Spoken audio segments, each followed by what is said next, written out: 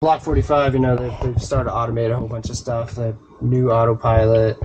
This is where all our engine instruments are, and the like a moving map kind of display there with weather and terrain and stuff.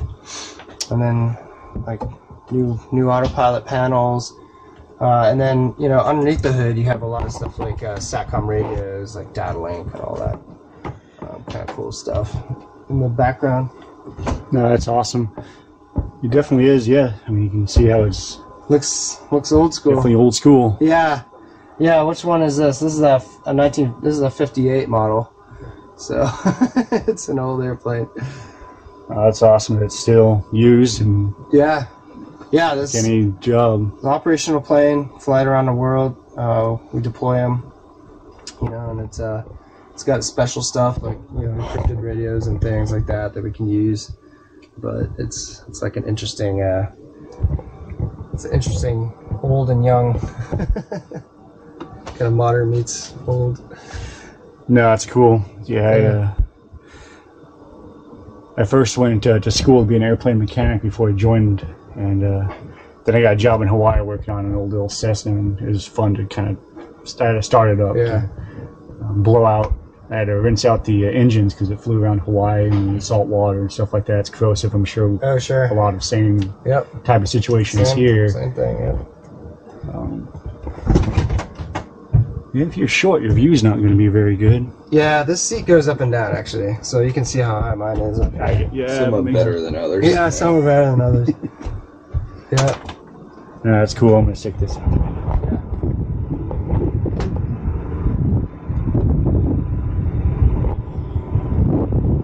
But nah, it's cool. Yeah, this is the fuel panel. So the interesting thing about this airplane is that we can use and burn. We can burn and give away all the fuel that we have on board. So the same tanks that we offload to the receiver with, we also use. So the fuel system is completely manual, and you know, this is how we control it. So, you know, these are the refueling pumps right here.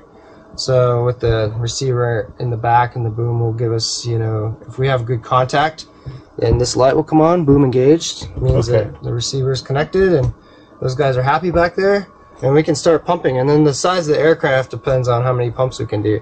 These are massive hydraulic pumps in the center body tank. So there's 2 in each body tank, and so with all of them running, we can offload like 6,000 pounds a minute, like just lots of So like if you had like an F-22, how long would it take normally to fuel? So those are really quick. Really quick. Yeah, we only use 1 or 2 pumps for those guys too, because it's small. It's the plumbing on them as well. Yeah. Okay. And it's kind of like refueling with your car, you know, where you get the pressure release on the fuel pump.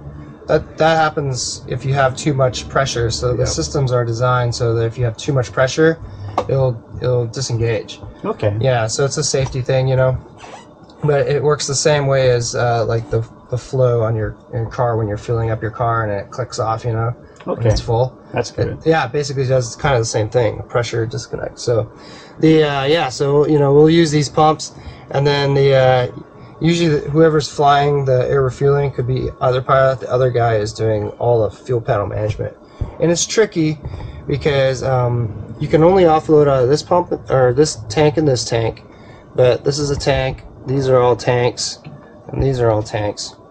Or this one, that one, that one. And you have to drain if you're like doing a big receiver like a bomber, and say you gotta offload like 70,000 pounds of fuel, which is a lot.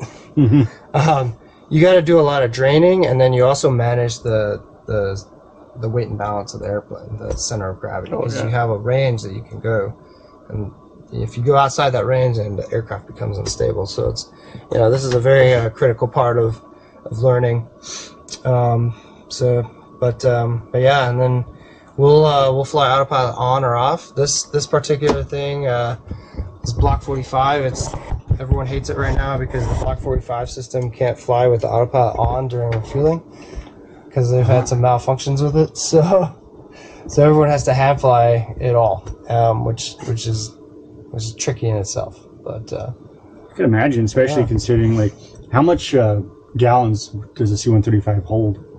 So we have Goes by 200,000 pounds, which is Okay. about 30-something thousand gallons. Yeah. Yeah. So that's what I was saying. I could imagine, like, when you're doing a bomber and you're unleashing a ton of that, now all of a sudden your aircraft also got much lighter during the process of keeping it steady. Yeah. Modern airplanes have auto throttles with, like, computer controlled engines. These are just old engines, so there's no auto anything. So the pilot, whoever's flying the refueling, has to constantly adjust the speed and manage the throttles just to keep it in a speed range, because the receiver has to have a optimal speed range and altitude to allow them to have the right aerodynamics to make the refueling happen, right? So to make that happen, you got a guy with a hand on the yoke, and then he's making tiny little tweaks, like tiny, with the throttles to maintain like a speed. Because the last thing you want to do is like make big movements, because then then there's like Well, he's like an ant attached, especially if he's like an F-22. He's teeny tiny attached to a elephant. Like, but if you have a C-5 attached to us, then we're teeny tiny, and the elephant is attached, and they push us around. Like, it'd be crazy because, I mean, as you're saying, I mean, like, you got two different pilots. I mean, you're communicating, but they're so different, airplane-wise, weight-wise. Yeah, it's like two boats, really, with the air and everything, bow wave and stuff like that.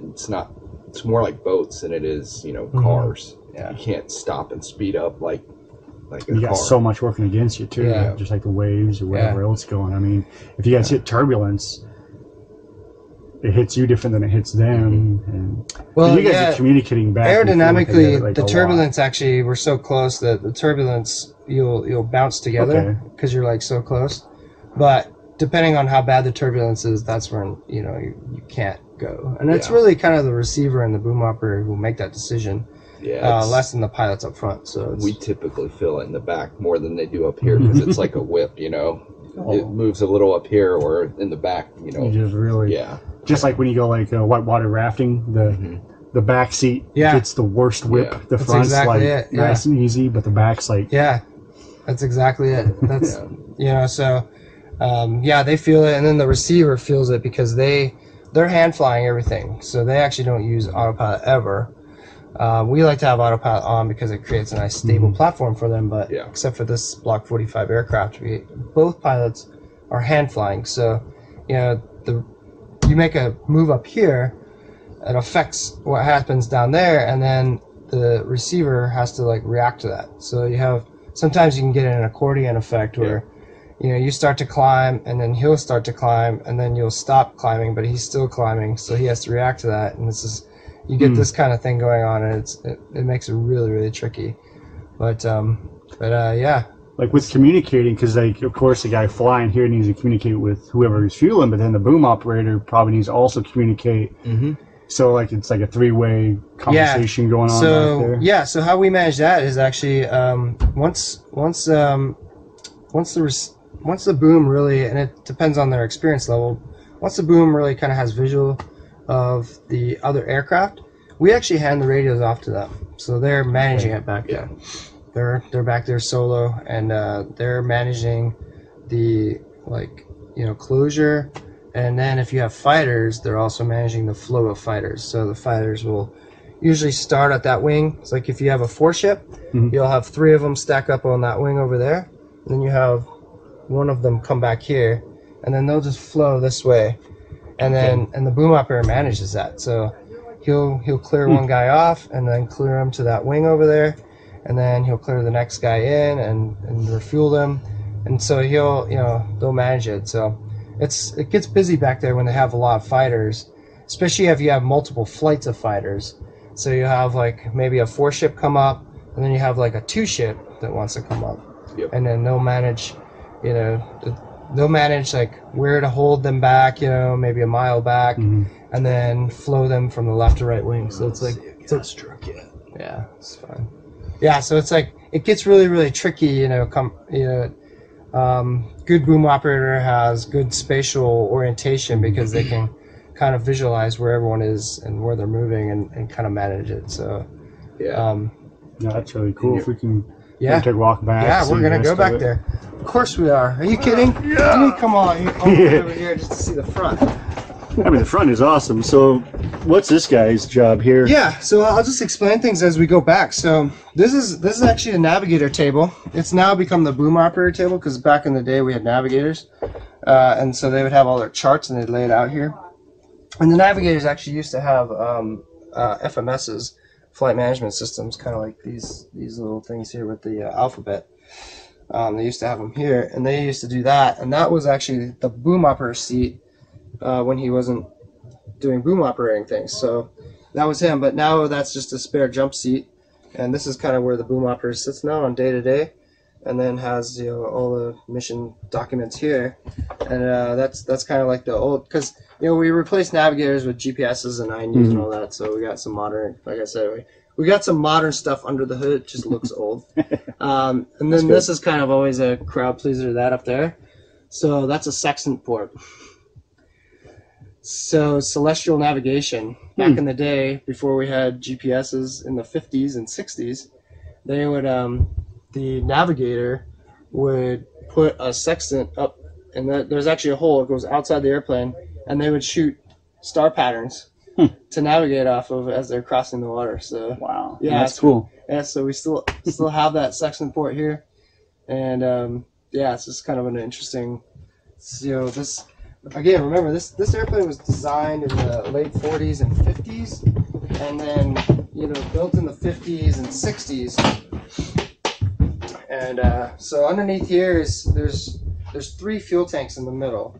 So like a modern airliner, you have your bags underneath, and you got your people in the top. That's kind of similar, except our cargo is really the fuel, so we need to maximize fuel. So we got a big bladder that's actually right here. It's a rubber bladder. Okay. And then we have another bladder here, which is a hybrid bladder. So it's part of the wing root, actually, and there's like rubber lining, but it's part of the wing box. And then we have another one back here, so you can see like very old school, pragmatic. These are just our bins, cargo bins. So this airplane will actually carry 6 pallet positions, so you can get a roll-on pallet, and these things right here is where they can attach a roller plate. So that's the cargo door there. You can see that big door there. Okay. Yeah. That comes up, and then they put the roller plates on. They can actually roll pallets back and strap them down. But when we're not doing like a heavy cargo mission, then these are the luggage bins that people have. We can also tie things down to the ring like that. Yep. To the floor. Okay. So yeah, it's like a really it's very kind of old school but practical. They just build these plywood boxes, and then we strap them down. So this is where we put our luggage when we're carrying passengers or medical evacuation, and they just load them up here and then put a plywood over the top and strap it. So and the floor is also plywood as well. Yeah. Yep. Plywood floor.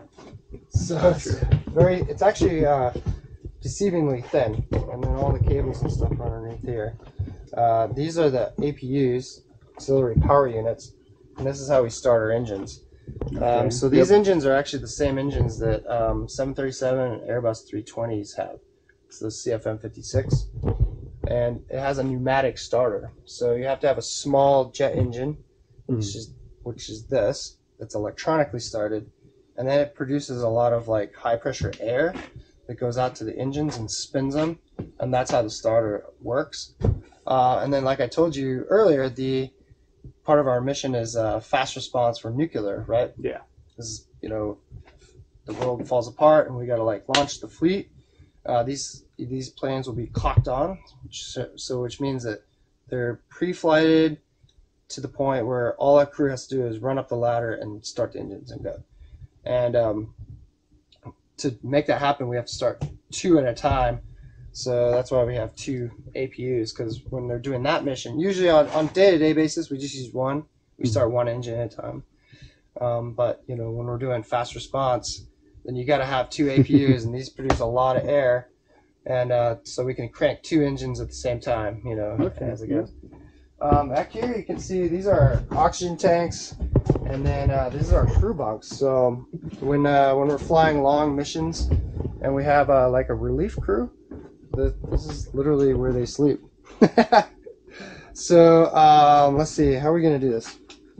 I'll go down first, and then Phil, if you want to sit center, or we'll have Aaron sit in the middle. Okay. In the boom seat. Okay, so there's blue. Yeah. Pad. So it's just a pad. You can this is the. So you're gonna lay on your belly, or that's how the boom does. Is they lay on their belly. Interesting. Yep. And those are pedals that they manage. So there's pedals behind your feet. All right. So yeah, that's an interesting view. And you say that lowers down, so then you can really see. Actually pulls up. Oh, pulls up. Pulls okay, up. that's right. Yep. Yep. It goes up into the top, so you can't see it. And then yeah, you get. There's actually really good visibility back here. Like this panoramic window, you can see a lot. Yeah, and there's a mirror right there. You can look like a periscope. And see more straight, you know, at a different angle, because this is looking down like a 25-30 degree angle. Nothing back here is modern. No, this is all 50s. They modernized the cockpit. Yep. They didn't modernize anything back here. Yep. So all these switches, it's, you know, for a new person, it's a little intimidating. You're like, I gotta learn what all these do. It's basically all just lights. The important instruments that you use when you're refueling are the gauges there that show where the receiver is in relation to the refueling and on the boom. And then the handle there is to extend and retract the black handle there. And the trigger on it is a part of the signal system where you can trigger a contact. And then the red button on the top of it is just where I can flash lights. The other handle next to it is how we raise and lower the boom to the stowage position. And then the switches over there, most of them are lights, but the top part's a signal system where I can go override or normal or override. And the most important part of the system back here is down there. It's the rotovator stick, and that's what I use to fly the boom. Okay. So your right hand's there and your left hand's constantly. Yes. And it also has a trigger on it that's to disconnect. And then the buttons around where where you put your thumb, are just radios. I have two radios. I have a switch for the interphone, which is interplane. Just the only people that can hear us are the people on the airplane. And then the other button on that is for the radios, where I can transmit, talk to the receivers. Yeah, that's cool. Yeah, there's not much to it. Once you learn it, I come back here at night. I don't even turn lights on. I like to do it at night to keep my night vision. I can just feel where all the switches are. No, that's cool. So you can get two other guys back here with you. So is it just you switch out sometimes? Yep. This is considered the instructor position because I have a radio here where I can communicate, and I can also grab the stick from the student. Over there, that's considered the observation position. There's no radio, but you can just lay there and watch what's going on. Yeah, that's cool. When I'm not flying, I like to come back and, you know, just watch it happen. It's kind of cool when you see the airplane come up that close. Oh yeah. And you know, so it's, and you know, with the fighters, sometimes they do some cool stuff as they're leaving. You know, they do like some flip upside down and like dive. You know, it's kind of cool. So. Oh, that's awesome. But yeah, even the big ones though, like having a C5, C-17 is cool to watch. We do those a lot. It's routine, but you know, it's just really interesting to be that close to like such a massive aircraft as they're just like out there floating.